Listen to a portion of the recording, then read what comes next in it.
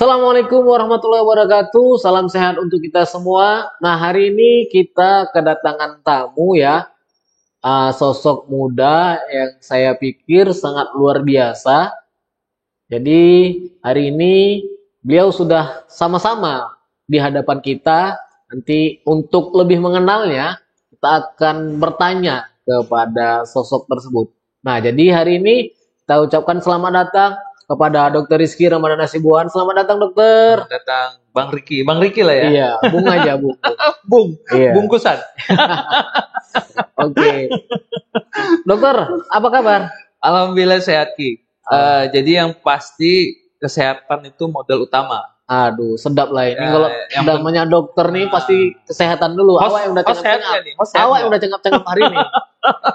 Nah, oke. Ini dadakan ini. Dadakan ya, tapi keren loh. Dadakan itu biasanya nggak terkonsep, tapi ya apa adanya lah. Iya, siap. Jadi izin dokter, kita mau sedikit bertanya lah ya.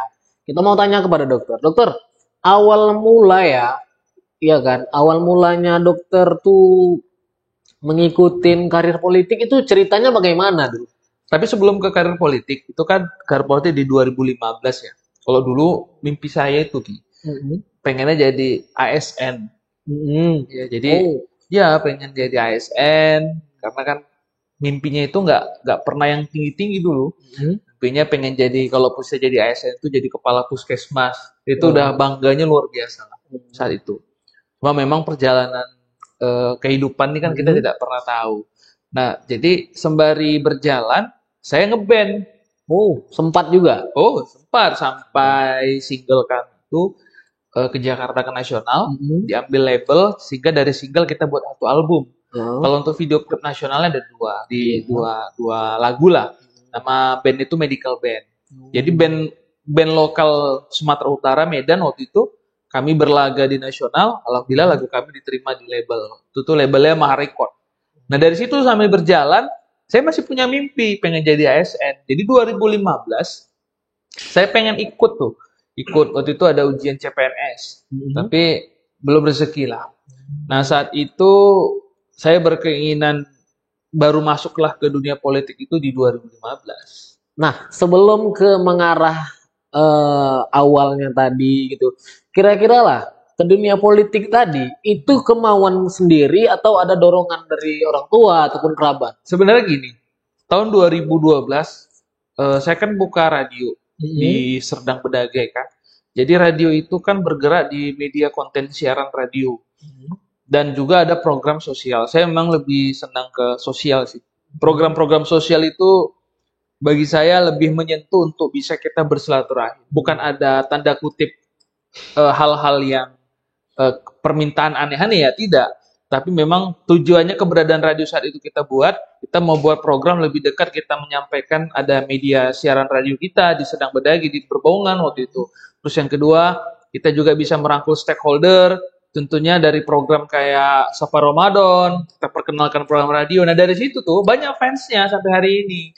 Nah terdoronglah saya di 2015 itu ikut ke politik waktu itu pilkada di Kabupaten Serdang Bedagai, ikut maju sebagai calon wakil bupati. Nah, cuma belum rezeki lah saat itu. Nah, tadi saya ada dengar itu Safari Ramadan. Itu memang kegiatan rutinitas atau memang sengaja diluncurkan? Salah satu program untuk bergerak dalam sosial masyarakat, terutama untuk mendorong silaturahim di radio, karena radio kan terkenal kita on air ya. Kita ada off air juga. Off air itulah salah satu program kami lah Sapa Ramadan setiap bulan Ramadan. Itu dari mulai 2012 sampai dengan sekarang. Itu nggak pernah putus. Walaupun zaman Covid kita tetap melakukan Sapa Ramadan. Nah, terkait tadi Safari Ramadan itu kan pasti kalau kita bilang kan ada biaya yang dikeluarkan, terus juga tim, itu bagaimana itu? Kalau masalah biaya, karena memang kita udah niat, ya alhamdulillah kita kumpulkan lah dananya. Ya walaupun dengan keterbatasan dana yang ada, tapi ya kami tetap berjalan, kami tetap memberikan sedikit oleh-oleh ya kepada masjid yang kami kunjungi. Ya walaupun itu tidak berarti ya, tapi bagi kami itulah salah satu upaya untuk membuka tali silaturahim, mengenalkan program siaran radio saat itu. Dan itu programnya terus berkelanjutan sampai sekarang. Dan insya Allah di tahun 2025 juga kita akan lakukan itu juga. Nah, baik. Tadi saya dengar tuh kan kalah ya. Kalah. Kalah Kalah. 2015, 15, kalah. ya. Ya kan? Setelah kalah, dinyatakan kalah itu berpikirnya ingin masuk lagi menjalankan politik atau keluar? Kalau saya pernah mengalami kekalahan dan kemenangan. Jadi bagi saya itu walaupun kalah, saya tetap terus berbuat gitu. Jadi bukan karena saya pilkada kalah ataupun pileg kalah misalkan. Saya berhenti untuk bersilaturahim untuk berbuat ke masyarakat itu bagi saya nggak ada.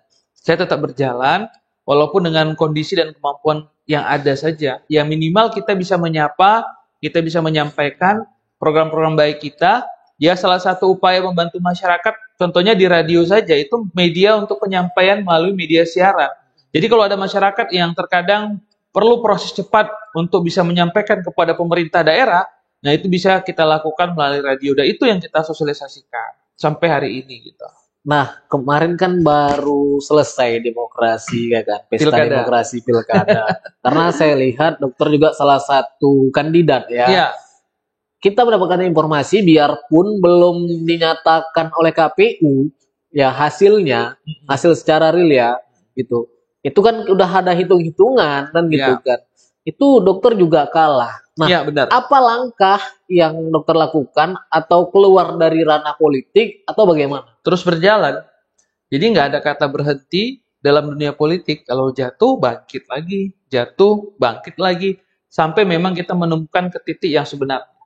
Oh, Jadi kalau bagi orang katakan setelah ini kita udah nggak punya usaha, kita nggak bisa ngapa-ngapain lagi. Ya artinya karena saya punya usaha, karena saya punya bidang usaha bergerak di media, pendidikan dan kesehatan, inilah yang membuat program itu terus berjalan ke masyarakat walaupun kita tidak menjadi seorang pejabat.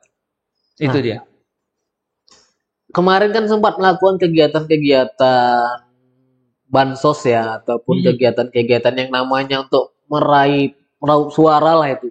Ini kan tidak apa ya kalau kita bilang sudah selesai pesta Nah, demokrasi. sudah. Apakah kegiatan itu akan dokter lakukan atau hanya memang semusim pilkada saja? Saya punya mimpi setiap Jumat itu kita mau berbagi. Itu yang akan kita rutinkan untuk kita jalankan mulai hari dan ke depan. Bukan karena faktor lain, karena saya punya usaha. Jadi usaha itu kan ada CSR-nya untuk sosial. Jadi ini coba kita upayakan, baik itu usaha yang di Medan, di Serdang Bedagai maupun di Riau.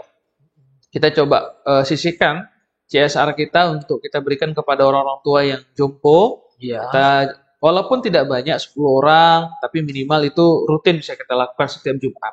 Oh, Dan begitu. itu salah satu upaya kita memberikan kontribusi positif ya bagi masyarakat. Ya kita juga ikut membantu pemerintah daerah tentunya, walaupun memang dalam kapasitas yang tidak besar, tapi minimal itu bisa rutin kita lakukan, itu menjadi hal yang positif bagi saya. Seperti itu. Nah, perpolitikan telah usai ya 2024. Artinya akan lanjut di setiap 5 tahun ke depan, Iya. ya kan? Ada pilkada, ada pileg gitu. Kira-kira ada nggak rasa ingin dokter lagi gitu melangkah ataupun ada kepingin apa gitu? Kalau mimpi saya sebenarnya, mimpi saya itu cukup tinggi tapi agak sulit mungkin dicapai ya. Kalau mimpi saya itu pengen jadi menteri gitu. Jadi mimpinya pengen jadi menteri ya, dokter ya? Iya, mimpi saya sebenarnya pengennya jadi menteri, tapi itu kan sulit untuk saya gapai. Tapi minimal semangatnya untuk menuju ke sana kan harus kita lakukan. Jadi ya terlepas di tahun 2024 ini mungkin langkah politik saya untuk menjadi kepala daerah itu belum ada, tapi kan masih ada di 5 tahun ke depan. Artinya di 5 tahun ke depan, sembari kita berproses, kita memikirkan langkah-langkah yang konkret, apa yang harus kita lakukan, apakah saya harus ikut di legislatif atau di eksekutifnya, inilah sembari berjalan nanti ke depan. Yang pasti saya tetap akan berkontribusi untuk bisa terus membantu masyarakat. Tapi ya dari sisi yang mana, ya nanti tinggal kita lihat dan mungkin tinggal jalan Allah seperti apa. Nah, ini lebih ini lagi. Sudah 2 kali kalah. Ada nggak rasa trauma? Kalau trauma di saya sih nggak ada, tapi di istri, di keluarga mungkin ada.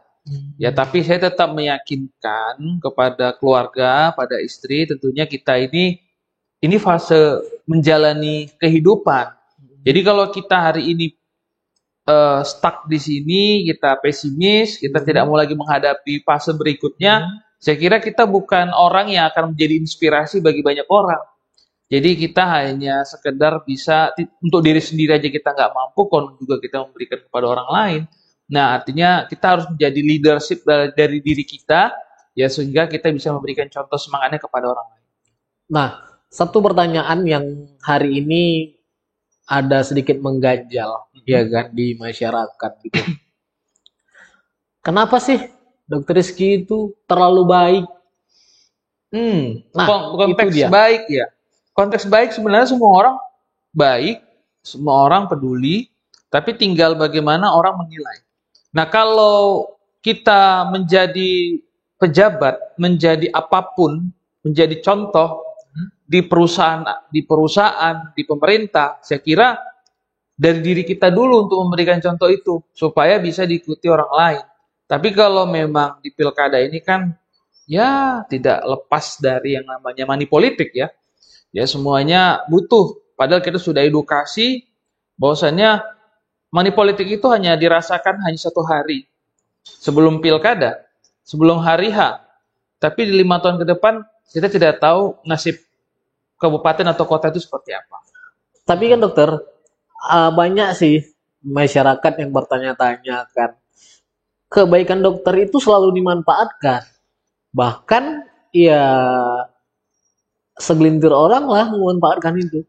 Kalau bagi saya sih tidak masalah sih. Kalau mereka memanfaatkan saya, Diki, ya biarkan Allah saja yang menilai. Kita manusia ini kan tidak ada yang sempurna. Tentunya saya juga nggak sempurna juga, pasti ada kesalahan. Tapi kalau orang yang memanfaatkan saya, biarkan saja nanti Allah yang memberikan contoh yang teguran yang baik lah menurut saya.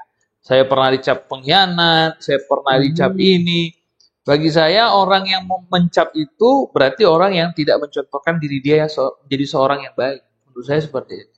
Tapi kalau kita diam, kita tidak melawan, biarkan saja mengalir, saya kira nanti suatu saat beliau akan sadar. Seperti apa sebenarnya sebuah perjuangan yang sebenar. Nah, demokrasi perpolitikan itu banyak membuang ini ya, kita bilang banyak membuang apalah. Yang pertama dana, yang kedua waktu, ya kan. Banyak lah yang dibuang gitu. Nah, ada nggak kira-kira rasa sesal dokter di situ? Sebenarnya saya dari awal sudah niat. Apapun hasilnya, semua yang saya keluarkan itu saya anggap kita mensedekahkan, kita upaya membuka ruang untuk silaturahim. Ya saya kira masyarakat juga mudah-mudahan ke depan dengan perkembangan tahun, masyarakat semakin sadar bahwasannya pemilih pemimpin itu bukan karena ada maunya, ada apanya, tapi keikhlasannya benar-benar untuk membangun daerah itu supaya lebih baik.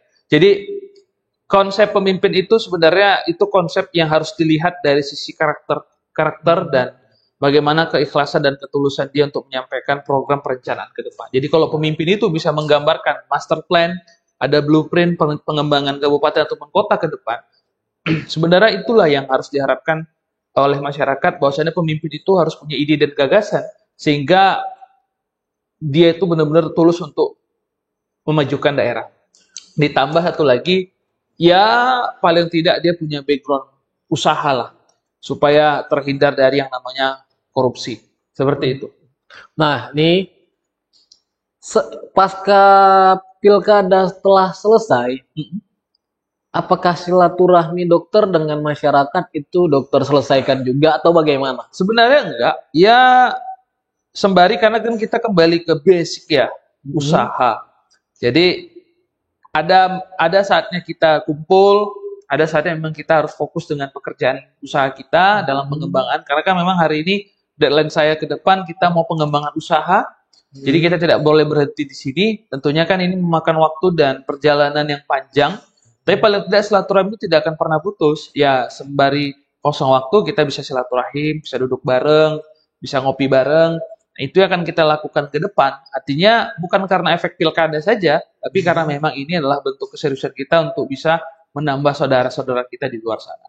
Alhamdulillah. Jadi begini dokter, ada poin yang bisa dokter nanti jabarkan, ya. Apakah momen pilkada itu harus, kalau kita bilang kan perbedaan politik itu sebenarnya biasa ya. Biasa. Tapi kan ini yang sangat sering terjadi sih. Pasca pilkada mau legislatif ataupun pilkada kan, dia perbedaan politik itu bisa menjadi pemutus silaturahmi. Nah, harapan dokter bagaimana lah itu? Itu kembali ke person, ke orangnya. Terkadang ada orang yang memang dia niatnya itu ke orangnya, ke nawaitunya, niatnya. Terkadang niatnya itu bukan karena Allah, dia niatnya itu karena ambisi untuk mengambil sebuah jabatan. Nah, itu terkadang orang-orang yang seperti itu bisa saja setelah pilkada dia tidak lagi merangkul orang-orang yang sudah berjuang ataupun memang hari sudah memperjuangkan tapi dia belum rezeki. Nah, ini yang terjadi itu tidak semua orang, tapi ada beberapa orang yang seperti itu dan itu akan sulit karena itu menjadi karakter dia gitu.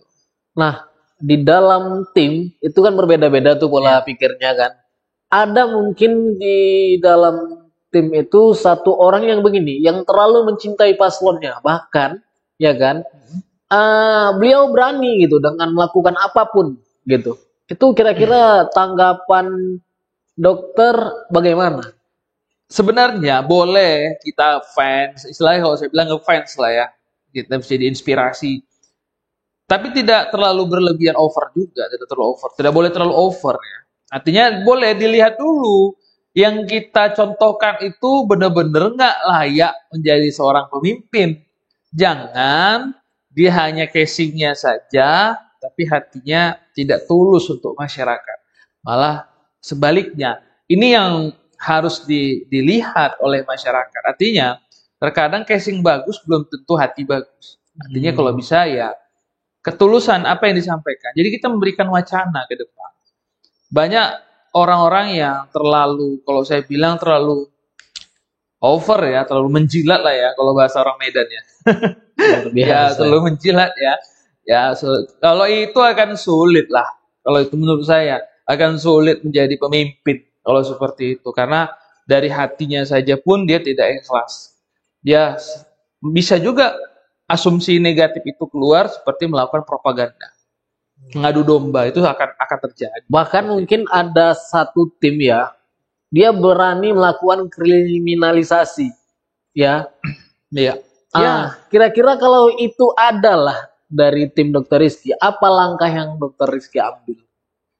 Kalau itu pasti saya berikan tindakan. Artinya kalau itu ada di barisan saya akan keluarkan.